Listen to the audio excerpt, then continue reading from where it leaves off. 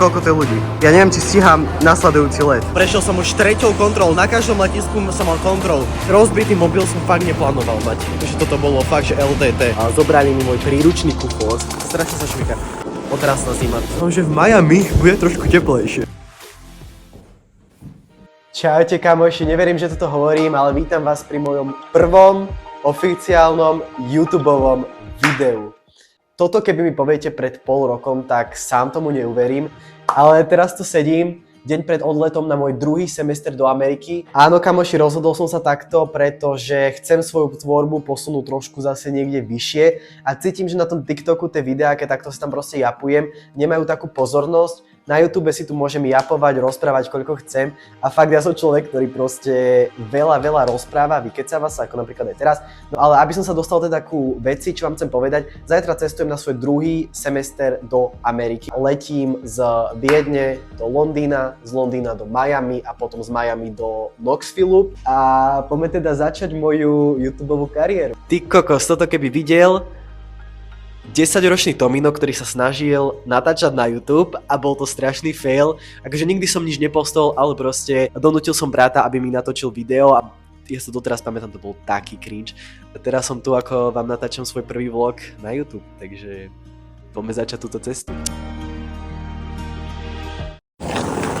Dobré ráno, je 10. január, 4 hodiny 25 minút. Ja vyrážam Bratislava smer Nivy a odtiaľ mi ide autobus do Viedne. Dalo sa mi spraviť online check-in. Myslím si, že pretože cestujem za oceán, tak mám si vyzdvihnúť akože palubné lístky až na deske. No a idem iba s hodinou a pol časom, čo není také hrozné, ale neviem, väčšinou si dávam tie 2 hodiny na letisku, takže som zvedavý, či to stihnem. Dávam vám teda updaty. Držte palce, že to stihnem. Takže tak, a ponáhľam sa teda cez rannú Bratislavu. Ja neviem, ako tento deň začína otrasne, ako som dotočil to video, tak mi spadol mobil, mám že Mobile Fox Creed a sa mi rozbil pri foťákoch. Musím sa pozrieť, aká veľká je tá damage, ale normálne tam mám puknuté. Akože vôbec nezačína tento deň dobre, takže rozbitý mobil som fakt neplánoval mať. Kúkajte proste na ten telefón, už som v Nivách a takto je rozbitý. A akože začiatok dňa minus 10 z 10 podľa mňa. V autobuse som dal dole kryt z mobilu a zistil som, že celá zadná strana telefónu je rozbitá, je tam brutálna pavučina, takže nebol to len ten kúsok okolo foťákov, avšak bol som hrozne vďačný, že sa mi nerozbili foťáky alebo blesk, to by bolo, že o dosť horšie. Viedeň letisko a idem na terminál vyzdvihnúť si boarding passy, dúfam, že to nebude dlho trvať. Mám, že hodinu 25 do odletu, takže tak je tu hrozná zima. Dneska je ináč ráno, keď som šlapal na Nivy, bolo minus 5. Otrasná zima, takže dúfam, že v Miami bude trošku teplejšie.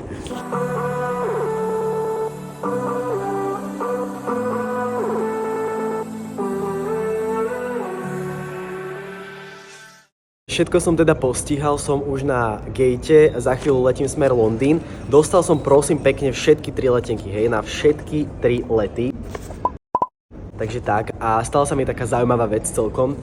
Zobrali mi môj príručný kufor, proste ja som nemal teraz žiadnu check-inutú batožinu, žiadny veľký kufor, ktorý musí ísť do podpaluby, ale povedali mi, že sú dosť plné tie lety, takže mi zobrali malý kufor a vlastne dostanem ho, mám si ho vyzdvihnúť až v Miami.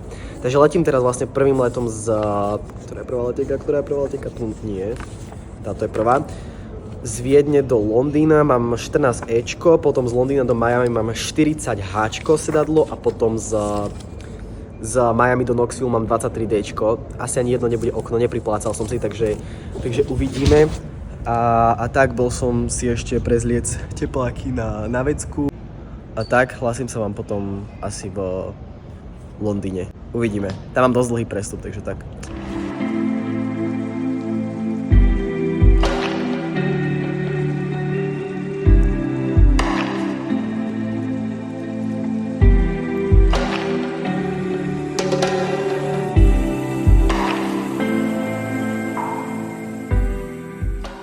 As we are now approaching London Heathrow, the seatbelt signs will be switched on in approximately 20 minutes.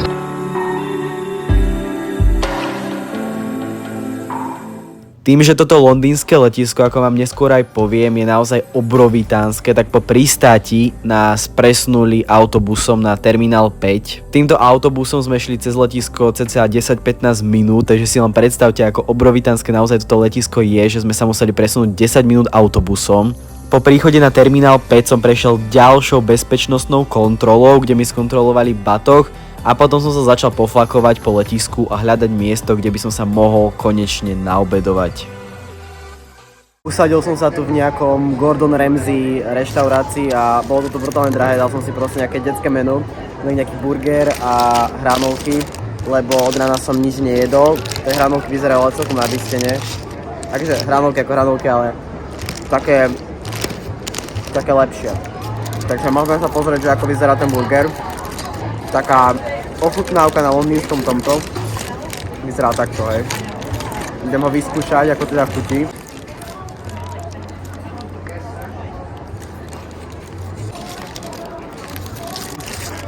Podľa mňa nič špeciálne. No ale kamoši, mám tu, že 5 hodín na letisku. Takže preto som si tu takto sadol, ukážem vám, ako toto vyzerá. Takto sedím. A musím povedať, že toto letisko sa mi vôbec nepáči, je brutálne preplnené, je strašne veľké, ale ono je tak až tak nezdravo preplnené, že fakt je strašne veľké. A akože dosť známe letisko, neviem, či ste tu, možno ste tu niektorí boli, ale je neskutočne preplnené. Kúkajte, koľko to je proste ľudí.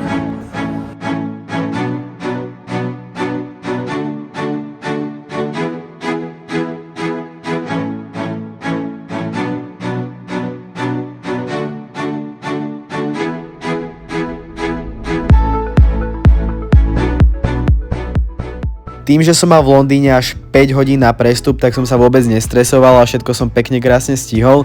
Keď som pri gate uvidel, že nastúpime do dvojposchodového lietadla, tak sa mi rozbúšilo srdce, pretože som prvýkrát išiel letieť dvojposchodovým lietadlom. Tu som si ešte očakoval teda business class, ktorou som neletel a zamieril som do tejto economy class, kde som sa usadil na svojom sedadle.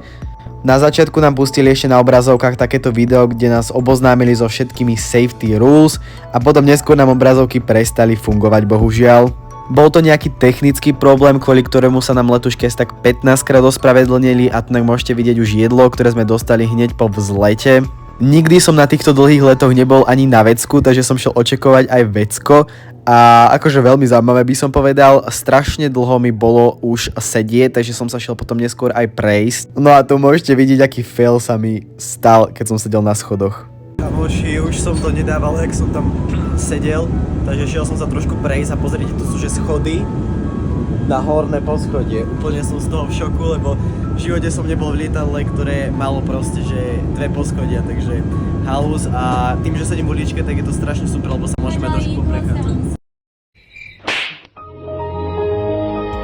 Áno, kamoši, ako som sedel na schodoch, tak letuška ma odtiaľ vyhnala, že na schodoch sedieť nemôžem, takže som musel odísť a prerušiť teda aj môj vlog. Tu môžete vidieť už príchod na imigračnú kontrolu, kde som natáčať nemohol, lebo je to zakázané.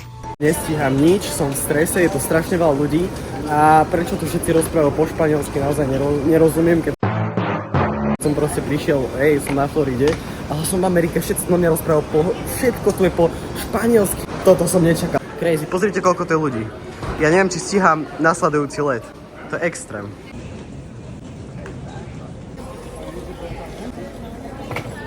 Akože má to tu vibe, prešiel som proste ďalšou kontrolou, prešiel som už 3. kontrolou, na každom letisku som mal kontrolu.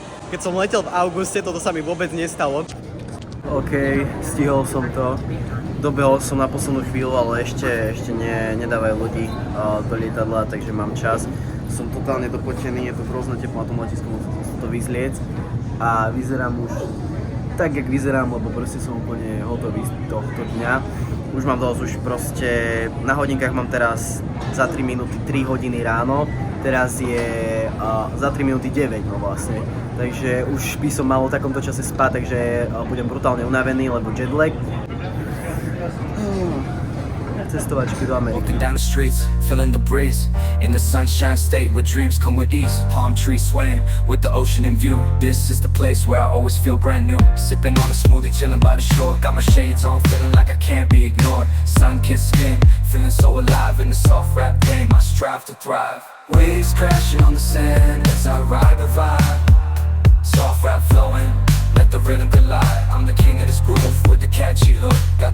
trees moving and the fellas shook.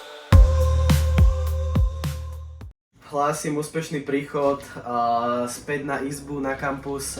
Prišiel som proste teraz, aktuálne vám to nahrávam. Sú 2 hodiny ráno, na Slovensku máte teraz 8 hodín, takže proste cestovačky. Z domu som vyrážal, prosím pekne, už teraz je nedeľa. Vyrážal som v piatok, pretože som spal v Bratislave a vlastne v sobotu ráno 7:20 mi letel ten prvý let. Chcel som vám touto cestou a týmto videom teda aj ukázať, že takto cestujeme, international students, každého pol roka cestujeme potom veľakrát aj takýmito rôznymi zložitými cestami, veľakrát nám tie lety meškajú, mne sa to našťastie nestalo, ale brali sme teraz z letiska, šiel som s Nemkou v aute, lebo vlastne ona mala prísť predo mňou, ale nakoniec sa nám to tak spojilo, že prišla kúsoček predo mňou, takže tréner nás zobral rovno obidvoch.